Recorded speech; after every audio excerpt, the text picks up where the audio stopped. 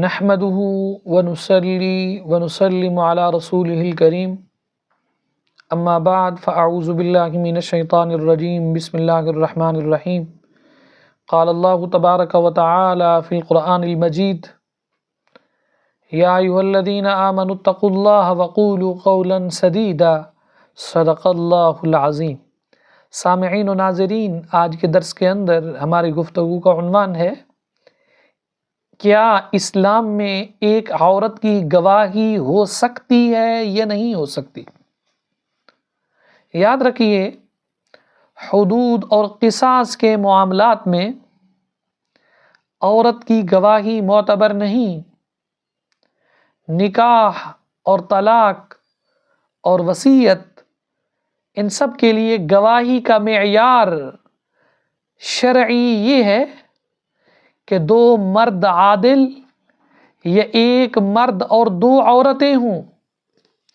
علامہ علاء الدین حصکفی علیہ الرحمہ آپ رد المحتار علی الدر المختار میں لکھتے ہیں وَنِصَابُهَا لِغَيْرِهَا مِنَ الْحُقُوقِ سَوَاءٌ كَانَ الْحَقُّ مَالًا أَوْ غَيْرَهُ كَنِكَاحٍ وَطَلَاقٍ وَوَكَالَةٍ وَوَصِيَّةٍ وَاسْتِحْلَالِ صَبِيٍّ وَلَوْ لِلْإِرْثِ رَجُلَانِ أَوْ رَجُلٌ وَامْرَأَتَانِ۔ فرمایا گواہی کا نصاب حدود اور قصاص کے علاوہ دیگر حقوق سے جن کا تعلق مال سے ہو، یا ان کے علاوہ مثلا نکاح، طلاق، وکالت، وصیت اور بچے کی ولادت کی گواہی، خواہ یہ گواہی وراثت کے لیے ہو، ان تمام صورتوں میں گواہی کا نصاب یہ ہے کہ دو مرد ہوں یا ایک مرد اور دو عورتیں ہوں۔ یعنی یا تو دو مردوں کی گواہی چلے گی، اگر عورتیں ہیں تو دو عورتوں کے ساتھ ایک مرد کا ہونا بھی ضروری ہے۔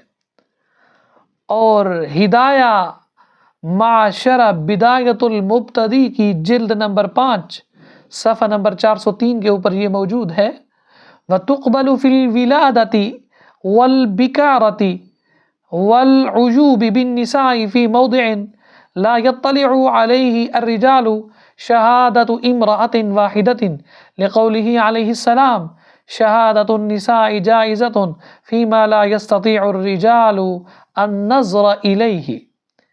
ولادت، بکارت، کسی ایسے عضو کے بارے میں عورتوں کے عیوب جن پر مرد مطلع نہیں ہو سکتے، یعنی ان اعضاء پر نظر ڈالنا حرام ہے۔ ان تمام امور میں ایک عورت کی گواہی بھی قبول کی جائے گی، کیونکہ حضور علیہ السلام کا ارشاد گرامی ہے جن چیزوں پر مردوں کا نظر ڈالنا جائز نہیں ہے ان کے بارے میں عورتوں کی گواہی جائز ہے۔ یہ ہے شریعت کے اندر گواہی کا معیار۔ دعا ہے اللہ کی بارگاہ میں اللہ ہمیں دین محمدی کو سمجھنے والا بنائے۔